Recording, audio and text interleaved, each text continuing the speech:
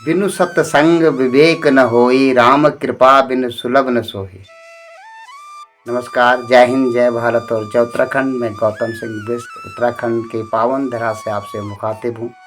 मित्रों, जैसे कि आप जानते हैं, मानस कहता है बिनु सत्संग विवेक न होई। बिना सत्संग के विवेक नहीं होता है। और जब तक आपका विवेक जागृत नहीं होता है, तब तक आप इन तीन चीज़ों के बारे में जो रहस्यमयी आपके जीवन में घटती हैं, ज्ञान, वैराग्य और भक्ति के बारे में आप साफ साफ विवेचना नहीं कर सकते। नीर क्षीर का जो जिसे कहते हैं कि विवेचन, नीर क्षीर विवेचन आप नहीं समझ सकते हैं। आपको सब यह एक प्रकार से मिश्रित रूप लगेगा।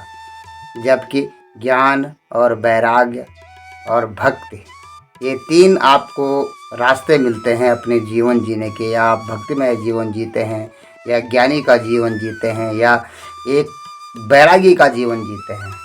तीनों ही मोक्ष की तरफ अर्थात सूक्ष्म की तरफ ले जाने की यात्रा है। जब आप इस स्थूल शरीर से अदृश्य या सूक्ष्म तन्मात्रा को देखना चाहते हैं, या यूँ कहें कि अलख को जगाना चाहते हैं, अलख जिसे किसी ने देखा न हो, जिसको इंद्रियां देख नहीं पाती हैं, तो तब आपको इन तीन रास्तों की जरूरत पड़ती है: ज्ञान, वैराग्य और भक्ति।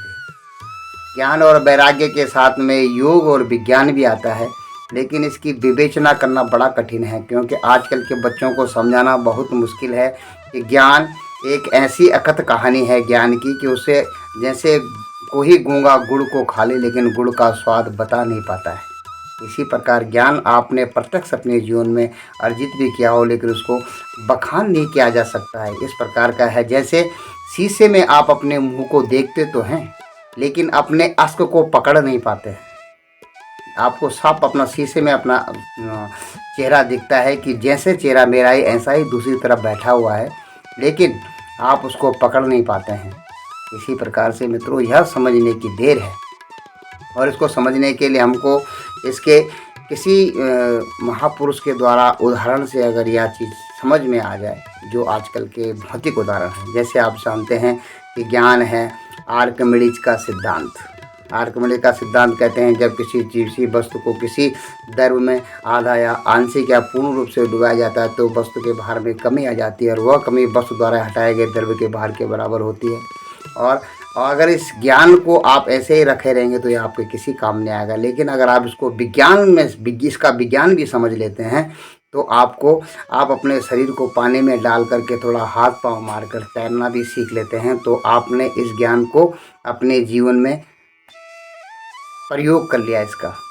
तो आपके पास ज्ञान भी है और विज्ञान भी है, तो इसे विज्ञान के। लेकिन आप और हम देखते हैं कि आर्किमिडीज का सिद्धांत हमारे जीवन में कितना प्रभावी होता है। हो सकता है कि जो कितना बड़ा साइंटिस्ट पढ़ा लिखा हो, उसको तैरना ही नहीं आता है, और वो इस सिद्धांत को समझ ही नहीं पाता है, और नदी में डूब के ही मर जाता है।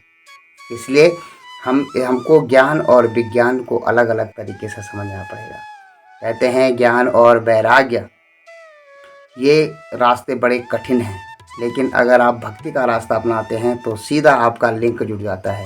एक उदाहरण के तौर पर, अगर आपके रास्ते में नदी पड़ती है और आपको दूसरी तरफ अपने विद्यालय की तरफ जाना है, तो नदी को और आप तैर करके जा सकते हैं, लेकिन उसके लिए आपको विज्ञान की ज़रूरत, पहले तो ज्ञान की ज़रूरत है, फिर विज्ञान की ज़रूरत है। आपको तैरना आना चाहिए, तैरना आप सीखेंगे। फिर हो सकता है कि बारिश, नदी का पानी बिल्कुल ठंडा हो, फिर हो सकता है कि बरसात आ रखी हो, नदी में बाढ़ आ रखी हो, और इन सब से बचने के लिए अगर कोई वहाँ पर स्टीमर चलाता हो और उस स्टीमर के मालिक से आपके पास लिंकअप हो, सीधा आप उसके पास में आपका सोर्स हो, आपको वह जानता हो, या आपके साथ उसका पारिवारिक संबंध हो, स्नेह का संबंध हो, तो वह आपको बिना विज्ञान और वैराग्य के भी आपको नदी की दूसरी तरफ आपकी मंजिल तक पहुंचा देता है। ज्ञान और वैराग्य धरा का धरा रह जाता है, और भक्ति वाला इंसान, भक्ति वाला जीव सीधे अपने जो यूँ कहते हैं गंतव्य की तरफ जल्दी पहुंच जाता है।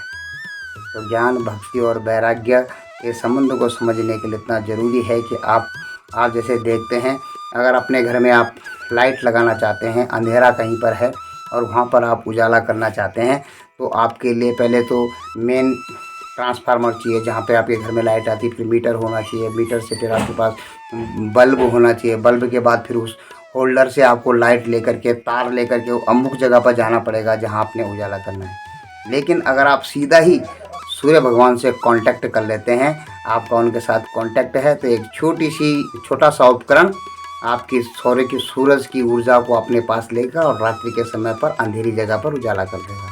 तो उस वहाँ पे तार, बल्ब और किसी ट्रांसफार्मर की ज़रूरत नहीं पड़ी, एक छोटा सा इंस्ट्रूमेंट लगाना पड़ा। इसी प्रकार से भक्ति होती है। भक्ति परमात्मा के साथ में आपको सीधे जोड़ देती है, और जब आप परमात्मा के साथ सीधे जुड़ जाते हैं, फिर ज्ञान और वैराग्य, जो कि जीवन जीने में बहुत ही कठिन है, इन कठिन साधनों का आपको प्रयोग नहीं करना पड़ता और आप सीधे ही अपने गंतव्य तक पहुंच जाते हैं। इसलिए मित्रों, कभी भी आप भक्ति का जो आपके अंदर भाव है, और भक्ति एक कर्म नहीं है, भक्ति एक प्रकार का भाव है, किसी के प्रकार आपका परमेश्वर का भाव है, तो उनके सामने आते ही आपके अंदर का गर्व, अहंकार सब चूर हो जाता है और आप नतमस्तक हो जाते हैं। तो ये ज्ञान, विज्ञान और वैराग्य का एक बहुत बड़ा दुधारी तलवार की तरह रास्ता है, बड़ा कठिन रास्ता है। उसके ऊपर कोई ज्ञानी चल सकता है, कोई वैरागी ही चल सकता है, नहीं तो आपको रूप, रस, गंध, शब्द, स्पर्श कहाँ पर पटक दें आपको पता ही नहीं चलेगा। इसलिए भक्ति का मार्ग अपनाएं। भक्ति में श्रद्धा होनी चाहिए आपकी, और श्रद्धा भक्ति से आप, भक्ति के रास्ते से आप जल्दी से जल्दी अपनी मंजिल तक पहुंच जाते हैं। अगले अंक में फिर आपसे मुलाकात होगी। जय हिंद, जय भारत और जय उत्तराखंड।